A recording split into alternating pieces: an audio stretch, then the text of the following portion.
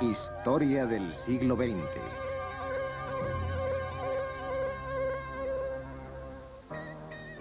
Roosevelt y el New Deal. En 1932, mientras las colas del paro se hacían cada vez más largas en toda América, 13 millones de personas estaban sin trabajo. Casi un tercio de la población confiaba en las donaciones de organizaciones de caridad. No había seguridad social para ayudarles. Era la época de la Gran Depresión. Los desalojos se convirtieron en una imagen común, ya que la gente no podía permitirse por más tiempo seguir con los pagos de su mobiliario y sus viviendas. El presidente republicano, Herbert Hoover, creía profundamente en el esfuerzo personal y no en la ayuda del gobierno. Pensaba que la seguridad social contribuía a la pereza. Sus esfuerzos para detener el alza del desempleo fueron pocos y llegaron demasiado tarde. En ese momento los pobres tenían que vivir en ciudades de chabolas, a las que amargamente llamaban Hoovervilles o Villas Hoover.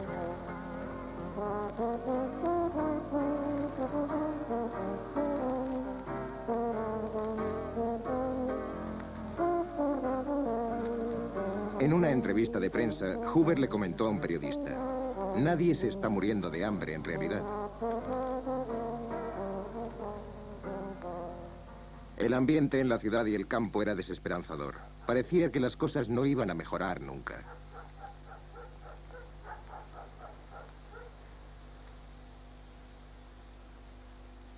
El hombre, destinado a cambiar todo esto, había nacido en la mansión llamada Hyde Park, en el estado de Nueva York.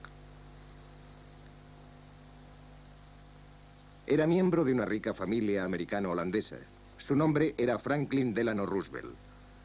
En su caro colegio privado destacaba en deportes y era popular. Su encanto cautivó a una prima lejana, Eleanor. En 1904, ambos estaban invitados a la boda de un primo común. Un año más tarde, ellos mismos contraían matrimonio. Los dos eran ricos. Después de dejar la universidad, Roosevelt ejerció de abogado y se dedicó a la vida familiar. Entró en la política como senador por el Partido Demócrata y más tarde fue el ayudante más joven hasta entonces del ministro de Marina. Luego, en 1921, apareció la tragedia. Roosevelt tuvo un ataque de polio. Nunca más volvería a caminar sin apoyo. Su carrera política parecía llegar a su fin. Su esposa Eleanor fue una ayuda vital en los años sucesivos que le hizo volver a la política. Además, ella tuvo que hacer muchas apariciones en público y esta mujer, que era básicamente tímida, iba a convertirse en extremadamente popular. Animado por su esposa, algunos amigos íntimos y sus propias ambiciones, Roosevelt se convirtió en gobernador de Nueva York en 1928. El éxito allí le llevó en 1932 a llegar a ser el candidato presidencial que el Partido Demócrata ofrecía para combatir la depresión. Vamos a considerarnos, todos los aquí reunidos, profetas de un nuevo orden de confianza y valor. Esto es algo más que una campaña política. Es una llamada a las armas. Dadme vuestra ayuda, no solo para ganar votos, sino para ganar esta cruzada de devolver a América a su propia gente.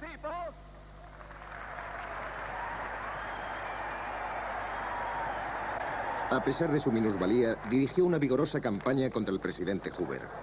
Su mensaje era claro. Él ofrecía a los americanos un nuevo acuerdo, el New Deal, que pondría a los desempleados a trabajar otra vez. No dio planes detallados para acabar con la depresión. A los votantes no les preocupaban mucho los detalles. Lo que querían y obtuvieron fue esperanza y confianza. El resultado nunca se puso en duda. Amigos míos, parece que ha habido una gran victoria esta vez. Así que permitidme agradeceroslo de nuevo, deciros que espero veros a todos muy pronto y desearos buenas noches con afecto.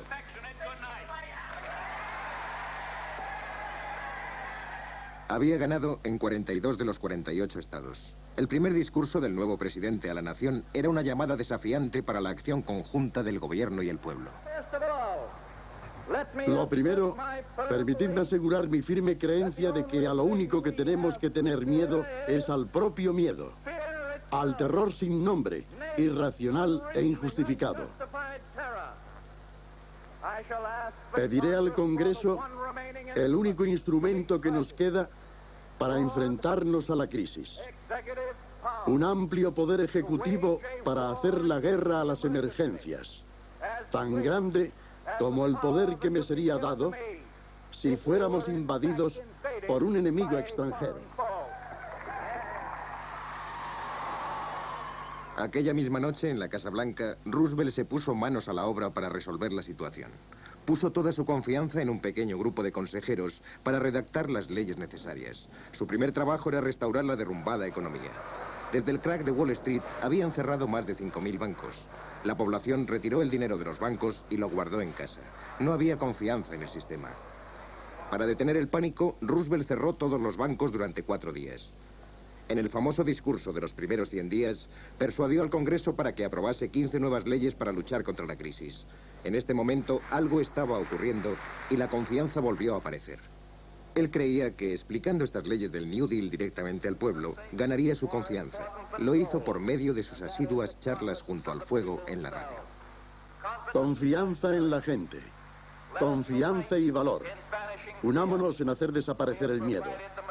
Hemos previsto la maquinaria para restaurar nuestro sistema financiero. Queda para vosotros apoyarlo y hacerlo funcionar. Es vuestro problema, amigos míos, tanto como el mío. Juntos no podemos fracasar. Una de sus primeras leyes permitía que se volviera a vender cerveza. Marcaba el final de la prohibición y del control de los gánsteres en la bebida. A las nuevas leyes, que ayudaron a todos los grupos de la comunidad, se las rebautizó como las leyes del alfabeto. Se prestó ayuda a los granjeros a través de la AAA o Acta de Ajuste de la Agricultura. Los campesinos sufrían por el rápido descenso en los precios de sus productos. Para elevar estos precios, se pagaba a los granjeros que producían menos. Pero esto significó cosechas destrozadas y el ganado que se moría. Para algunos críticos fue un gran gasto. Podía ayudar a los granjeros, pero ¿qué pasaba con aquellos americanos que morían de hambre? La respuesta de Roosevelt era lograr que los desempleados ganaran dinero en los planes de construcción del nuevo gobierno. Por ejemplo, la WPA, o Administración para el Progreso de las Obras Públicas, que dio empleo a unos 8 millones de personas en distintos proyectos durante varios años.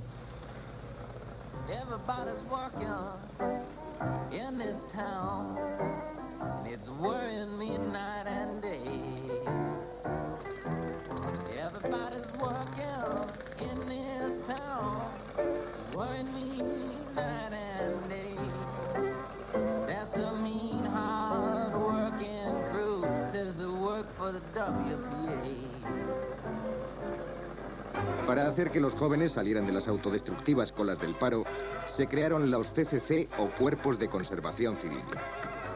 Limpiaron miles de acres de terreno y plantaron millones de árboles para evitar la erosión de las tierras.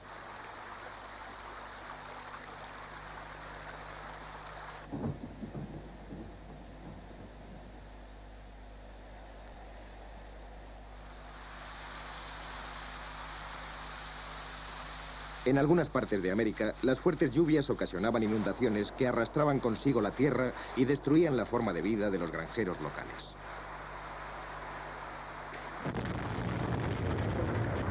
El Valle de Tennessee fue un ejemplo particularmente difícil y una de las más importantes leyes alfabéticas, la TVA, o Autoridad del Valle del Tennessee. Este vasto proyecto del gobierno construyó una serie de presas que controlaban las inundaciones y proveían al valle con electricidad barata por primera vez. Esto enfureció a las empresas privadas que se mantuvieron alejadas del proyecto. El águila azul era el símbolo de la NRA, Administración de Recuperación Nacional, que fue una de las leyes más populares del New Deal y consiguió mucha publicidad porque animó a las empresas a aumentar los sueldos de los peor pagados, mejorar las condiciones de trabajo y otorgó la muy esperada legalización de los sindicatos.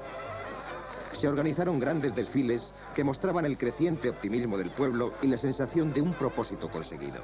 Para millones de americanos en todo el país, parecía que los tiempos más felices habían vuelto de verdad.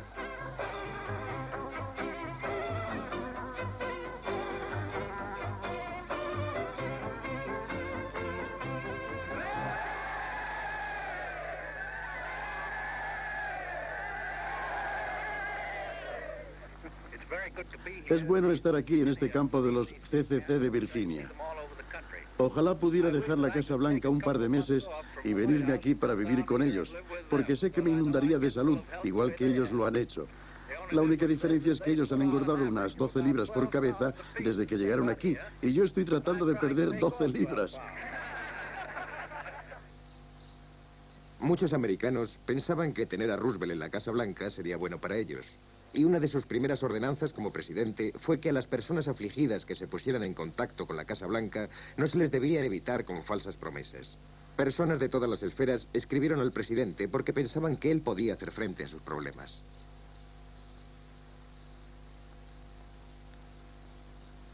Pero también Roosevelt tenía sus oponentes. Había algunos grupos minoritarios, aunque ruidosos, de socialistas y comunistas que creían que no estaba haciendo lo suficiente por la clase trabajadora. Además estaban los ricos, que se resentían de pagar impuestos más elevados para financiar el New Deal. Pensaban que Roosevelt era un traidor a su clase, una amenaza a su modo de vida. Algunos incluso se negaban a mencionar su nombre. Roosevelt hizo frente a esta oposición. Es verdad que se está pisando a algunos y va a seguir así. Pero son solo unos pocos en comparación. Unos pocos tímidos que tienen miedo al progreso e intentarán poner nombres nuevos y extraños a lo que estamos haciendo. A veces lo llaman fascismo, a veces comunismo, a veces totalitarismo, a veces socialismo. Pero al hacer esto intentan hacer muy complejo y teórico algo que es en realidad simple y muy práctico. Yo creo en las explicaciones y en la política práctica. Pero en las elecciones presidenciales de 1936, Alfred Landon, el oponente republicano a Roosevelt, atacó el New Deal como poco práctico y extravagante. Después de 3 años, debe estar claro para todos que el gasto y la extravagancia no producen empleo. Es un espectáculo lamentable ver a los líderes republicanos llamando a este proyecto gasto y extravagancia.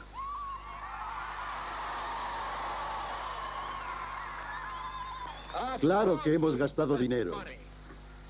Se gastó en poner a trabajar a hombres y mujeres necesitados.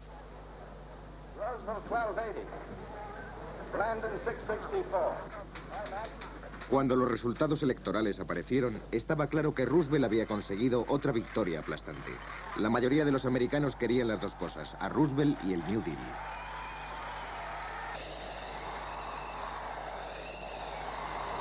Pero se avecinaban tiempos difíciles. Durante años, la explotación agrícola en el Medio Oeste había empobrecido la tierra incesantemente, dejándola seca y poco consistente. Las fuertes sequías y vientos habían destruido millones de acres entre 1933 y 1936. Año tras año, las tormentas de polvo aparecían, transformando el día en noche.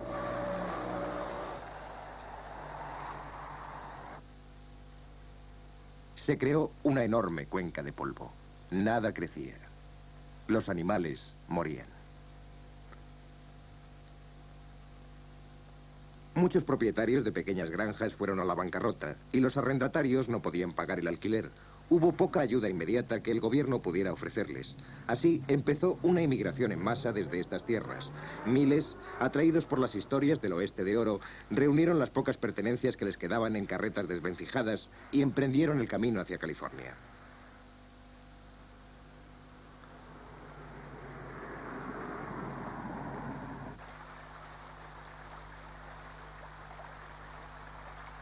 Pero no hubo una bienvenida para ellos en la rica y fértil campiña californiana.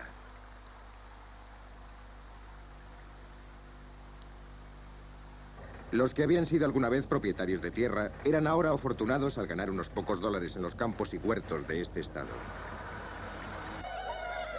A no muchas millas de distancia, la industria cinematográfica de Hollywood fue uno de los éxitos más brillantes de los años 30. Las estrellas continuaron brillando para aquellos fans que las admiraban.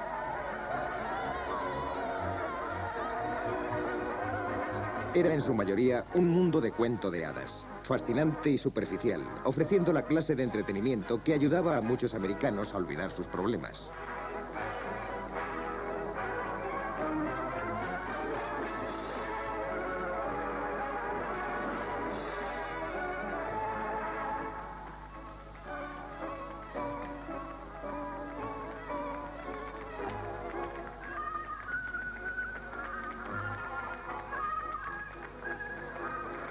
Pero en el mundo real, la vida de los refugiados en los campos de trabajo de California distaba mucho de ser lo que se veía en las películas.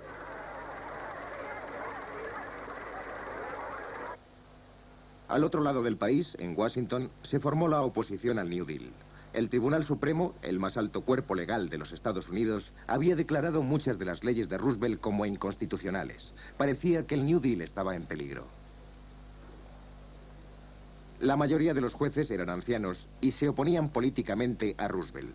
Cuando se propuso aumentar el número de estos, se le acusó de intentar llenar el tribunal con sus simpatizantes y sufrió una grave derrota en el Congreso. La mayor parte de los americanos creían que el tribunal estaba por encima de la política y fuera del poder del presidente. También había problemas en el frente industrial. A pesar de los esfuerzos del New Deal, algunas grandes industrias se negaban a reconocer a los sindicatos. Así, en 1936 y 37, una ola de huelgas de brazos caídos barrió el país. Trabajadores de todo tipo se negaron a dejar sus lugares de trabajo como protesta.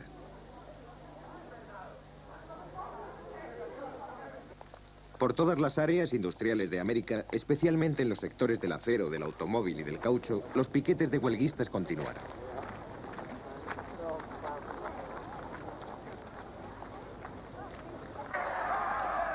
Algunas empresas utilizaron cuadrillas privadas de personal especializado en romper las líneas de los piquetes en las huelgas. Para muchos empresarios, en 1937, todos los miembros de los sindicatos eran comunistas peligrosos y merecían que se les tratase como a tales. Pero gradualmente los sindicatos consiguieron obtener el derecho a ser reconocidos, aunque muchos, asustados por las huelgas, no invirtieron su dinero en la industria y el desempleo se elevó de nuevo en 1938. Una vez más aparecieron las colas del paro. Pero al menos ahora, el gobierno estaba listo para representar su papel.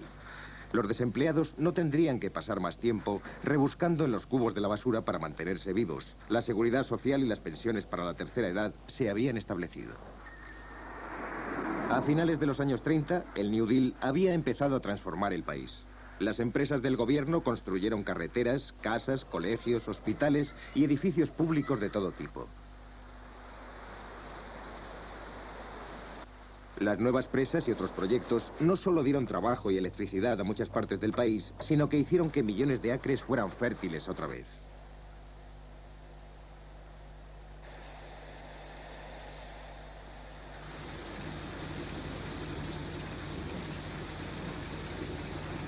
Ahora había menos granjeros, pero tenían el apoyo de los precios garantizados para sus cosechas.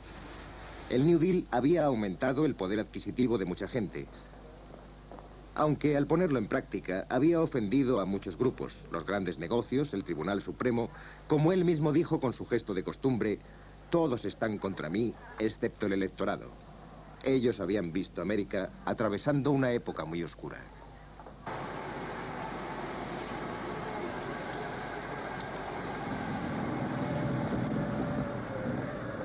Pero fue un hecho fuera de América, la guerra europea de 1939, con su demanda de armas americanas, lo que puso a la gente a trabajar otra vez. Irónicamente, fue este hecho, más que el New Deal, lo que finalmente acabó con el desempleo en los Estados Unidos.